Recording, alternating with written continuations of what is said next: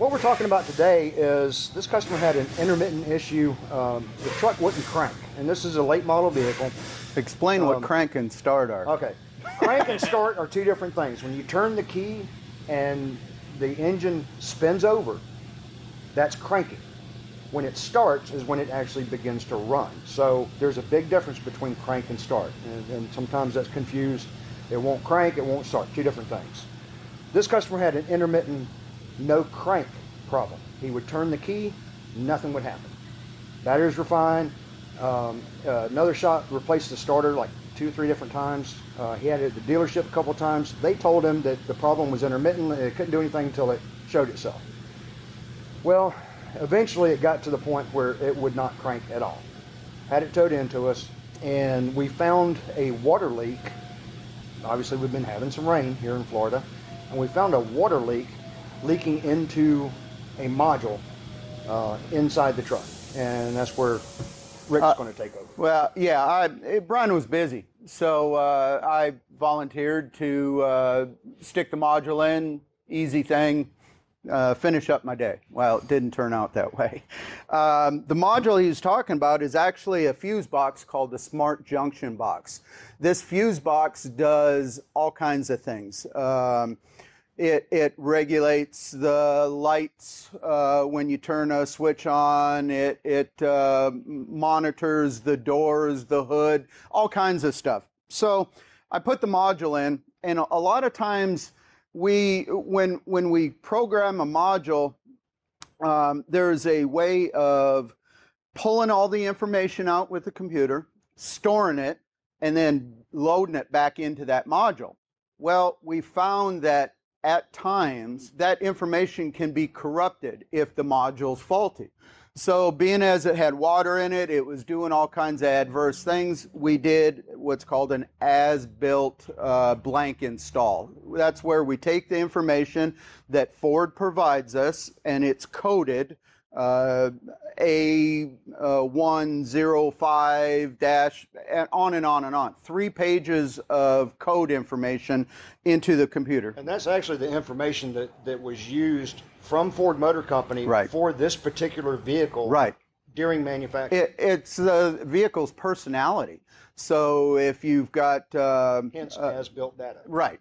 And so if you've got 4-door as opposed to a 2-door, that's going to be a different code. If you've got running lights, if you've got remote start, all that stuff. Okay, so we take that information, we enter it into the computer, and we flash this module to the personality to make everything run.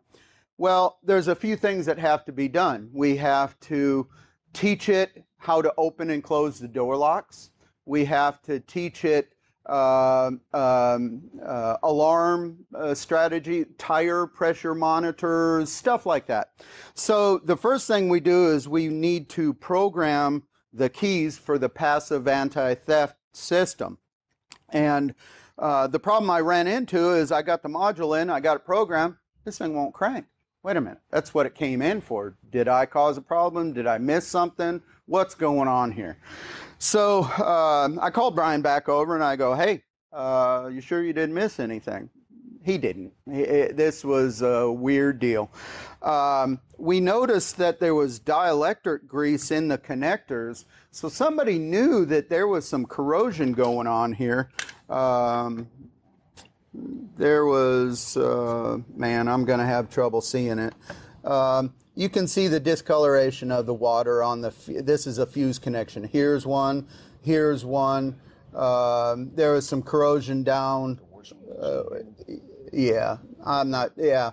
See, you can see the discoloration where the, it's hard to see. But anyway, so the module's working right. The computer's telling us, hey, I've got this, I've got that, but it still won't crank the engine. So started to back up a little bit, and I kept getting this key in sense code. Well, normally that wouldn't cause anything. It's in the ignition switch. This is our electrical part of the ignition switch. The tumbler would be right here. The key goes in, and then we turn the vehicle to start it or run. Well, what we found was this key goes in and presses a button inside here, and that's what wakes this module up. When this module wakes up, it's got to be in a certain running order. This module's got to come on, then the other modules in the vehicle wake up. Modules. Yes, yes, like 17 modules. Wake up in a certain progression. And if you turn one on before the other one, hey, what's going on? I can't talk to this one, so it sets a code. Body module can't talk to one another. So anyway, this button inside was intermittently working back and forth, making a contact, turning all this on, and causing it to not be able to program my key. Didn't turn this module on, key can't get programmed. So once we figured that out, we replaced it. Okay, now we've got everything it takes. I've got 2 program keys. I've got I've got all my code satisfied. Everything's working right. Man, this thing still won't crank. What the heck? Traced it back to a relay. The original problem was a simple $10 relay for the starter. But to get there, we had to take care of the water intrusion, which caused us to take care of the ignition because we couldn't program the keys, which led us to the ultimate problem, which was the relay. The reason I tell you all this stuff is because we had to call the customer back 3 times. Look, man, it's going to be this to fix the vehicle. I called you back. Yep, I need this, which is $100. And by the way, it's going to cost me you a little bit extra time because it's more diag. And I'm not trying to justify, you know, this, but I want you to understand that when you get a call back, it's not because we misdiagnosed this. It's because we ran into a secondary problem. This one ended up being a third problem and got us to the conclusion of everything. Here's the funny thing. So I'm test driving this vehicle to make sure nothing else is in the system. The drive to complete exhaust cleaning comes on.